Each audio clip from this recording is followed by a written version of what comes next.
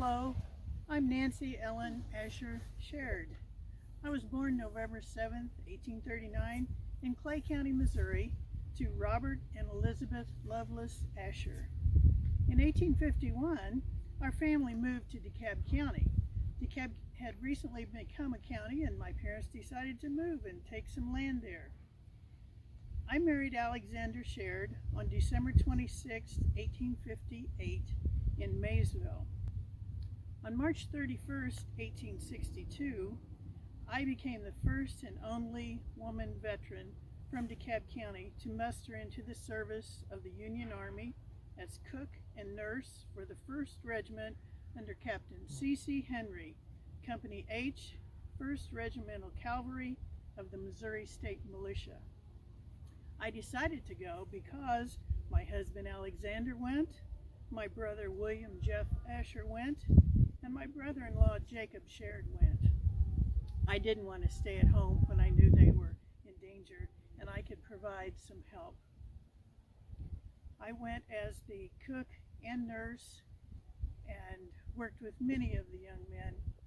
I was their mother to some of them. I bound up their wounds and I cared for them. My daughter, Mary Elizabeth, went with us. She was only 2, but she spent 3 years among the soldiers in the camps. Our son, William Alexander, was born during this time as well.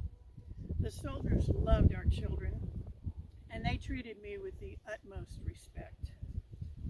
My dear brother, William, was killed on February 22, 1864, by Blunt, the guerrilla, near Lexington, Missouri.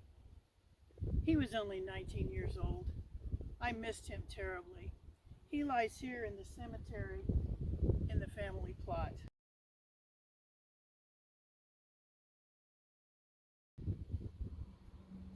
On March 30th, 1865, Alexander and I mustered out of the service and returned to farming here in DeKalb County. We had 6 more children, 2 sons and 4 daughters. In 1882, we made a bold move. We sold our farm and moved to Buffalo County, Nebraska, where we homesteaded near Ravenna. Mary Elizabeth was married by this time and stayed behind in DeKalb County. Alexander, the children, and I worked hard to make a life for our family in Nebraska. By 1885, we had done just that. We had 3 horses, 5 milk cows, 28 hogs, 73 head of cattle, 36 chickens, 24 acres of corn, 3 acres of oats, 10 acres of wheat, an acre and a half of sorghum, and a half acre of potatoes. We were very successful that year. I joined the Methodist Ravenna Church and gave my life to the Lord during this time in His service. I accepted the call to help families in the area who were experiencing hard times. Sadly, on January 28th of 1887, Alexander died. We buried him in Highland Cemetery in Ravenna, Nebraska. I missed him terribly. Our youngest daughter, Laura, was born with a disability. After Alexander's death, I was able to get a widow's pension to help take care of Laura.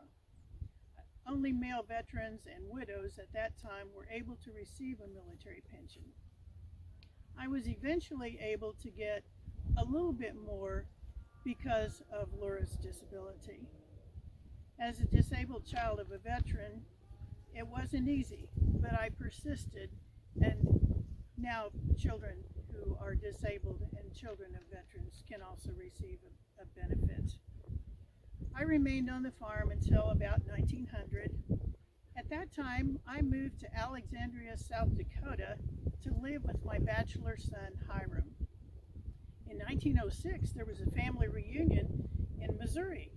Hiram brought me back to Missouri to see my relatives. My parents had passed by this time, but I was able to see my mother-in-law, my daughter, my granddaughter, and even my great-granddaughter. It was a wonderful time for all of us. I decided that when I died, I wanted my remains to be brought back to Maysville. Hiram honored my request and brought me home. I passed to my heavenly reward on April 18th of 1913 in Alexandria. I now lie here in the family plot next to my brother, William Jeff, and my parents, Robert and Elizabeth Asher. Hiram erected this stone in my memory. He was sure to inscribe the Holy Bible on the top of the stone, as it was the book of my life. Thank you for visiting my site, and God bless you.